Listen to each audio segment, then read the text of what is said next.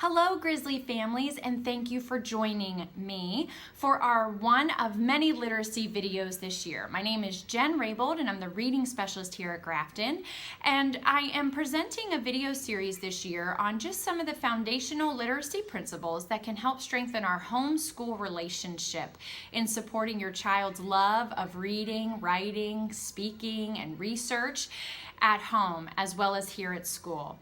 Our first topic for today's video is going to be on the importance of reading at home. I'm sure you've heard from your teachers by now that reading daily is an expectation that we have here at school.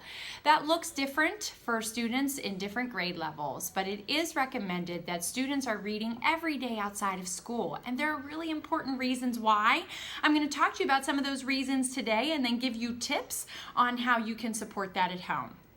The very first reason that we want to make sure that we're reading with our students at home is that it is a positive experience. We want to read with our children so that they get the feeling of what it's like to be loved and cared for through these literacy experiences. And reading can be a very positive way to interact with your child, and those positive feelings can carry them into the school setting if they should experience any reading or writing or speaking difficulty here at school. If they've had positive experiences at home, then they associate positive thoughts and emotions with literacy in general here at school. So the first thing I would encourage you to do is really participate in this with your child. I understand that at the younger grades, that seems more natural for us. We understand sitting with a child, having a child on our lap and kind of doing that snuggle or just that side-by-side moment. But as the students get older, we tend to wonder what that could and what that should look like.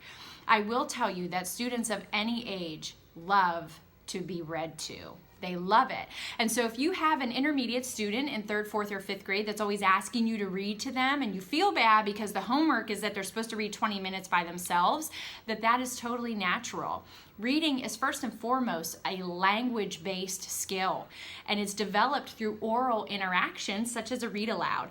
So I would encourage you to keep reading out loud to your older children. Keep finding books that they're interested in, and don't fear going back to the ones from when they were younger. One thing that I do recommend for our intermediate students is to go ahead and get a double copy. And I hope these aren't backwards for you, but there's a chance that they are. And this is the book Heat. And so what I tell parents sometimes is that you can just go ahead and get 2 copies of the book that you know that your student is reading, and you don't have to read out loud together, but you can still sit together, read silently in your heads, and then have that language-based conversation about the story. That is so powerful for those students who aren't quite ready to be adult readers, but have enough skills that they don't really need to read out loud with you anymore. It still creates that positive experience. The other thing that is so important about reading out loud and reading with your children is that it exposes them to different vocabulary. Conversational vocabulary is very different than the vocabulary that is used in books. So by reading with your student, you're exposing them to important vocabulary and useful vocabulary that then they can transfer to their writing. And sometimes books like this book, this is the Lunch Lady series, and maybe some of our Grizzlies have read these, and it is considered a graphic novel, so it looks like a comic strip. Graphic novels are fantastic choices for motivating readers.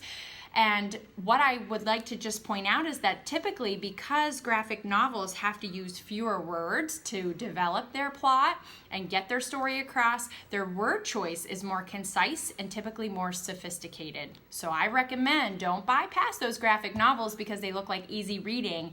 They are definitely still developing that word knowledge in your student. The other thing that is important about reading aloud with your child is that it demonstrates a type of story structure.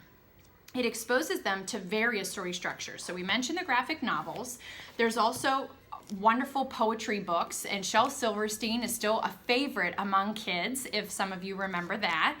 And that poetry structure helps us feel the rhythm and the syllables and the beats in language. And that's fun for students to hear from an adult because we're able to keep that rhythm a little bit better as we're going through the poems. It also just exposes them to different structures that they would experience as a writer, maybe like compare contrast. And so here's a book called Butterflies and Moths, and the author chooses to compare butterflies and moths throughout the whole story. And when students are read to with this type of story structure, they're adopting some of the ways that those are created, and then that is how we develop them into writers.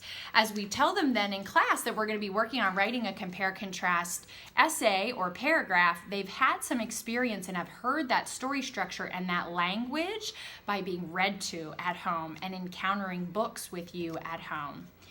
The other important thing about reading with your child out loud is that it can kind of satisfy some of the curiosity of your child. I'm sure that your student has many questions that are left unanswered in the school's curriculum, and that is totally normal and a natural process. Students are so naturally curious. They have excellent questions, and there are so many ways to satisfy that curiosity by checking out books, by keeping a list on your refrigerator of the topics and the questions that they're interested in. That's a great way to help with not knowing what books to get at the library.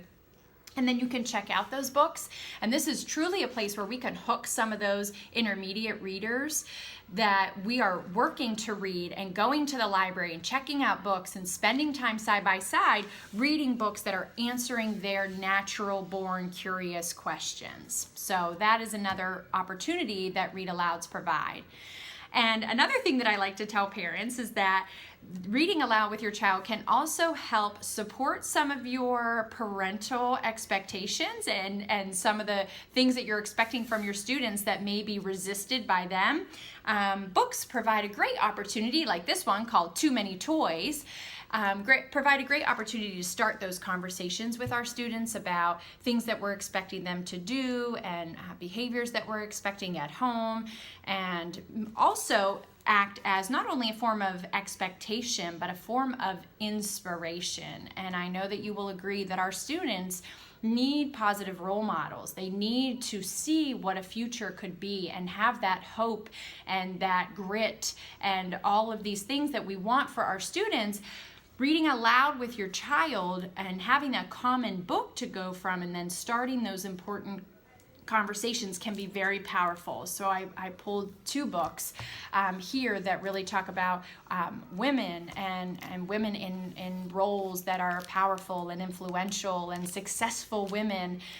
There are so many like this, so many biographies and autobiographies that can teach our children those character traits and those behaviors and some of those social and emotional characteristics that we wish for our own children. A moment with a book can start to open that conversation up between you and your family. Of course, there's also, finally, the added benefit of exposure. Exposure to the things that they're expected to be able to identify and use here in school in literacy.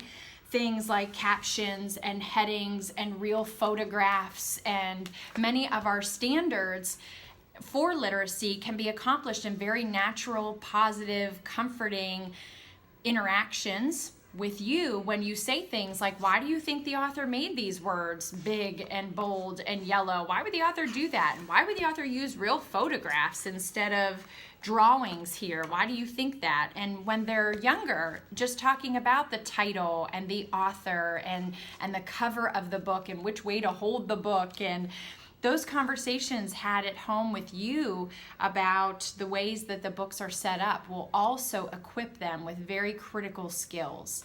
So I know that reading is an expectation for our Grizzlies at home, and all of our students in kindergarten through 5th grade are encouraged to be reading outside of school. We want that experience to be a positive one with your influence and just reinforcing all of the very natural things that adults do. They start truly side by side with you for all of these different purposes. So I encourage you, as I will in every literacy video that I send out this year, if you have any questions or want some additional clarification or examples or models, I'm always happy to do that. Please know that our library is a tremendous resource for checking out books. Encourage your student to go there and get books that they love. Our librarians are very careful about getting them books that they can read, as well as balancing their free choice and curiosity and motivation for reading itself. We do encourage you to keep reading at home. Enjoy that with your child. Again, my name is Jen Raybould. You will see these literacy videos this year. I hope you continue to check them out and let me know if there's anything specific I can do for you, your family, or your student in particular. I'm happy to do that. I look forward to talking with you next time and seeing you at some school events. Take care.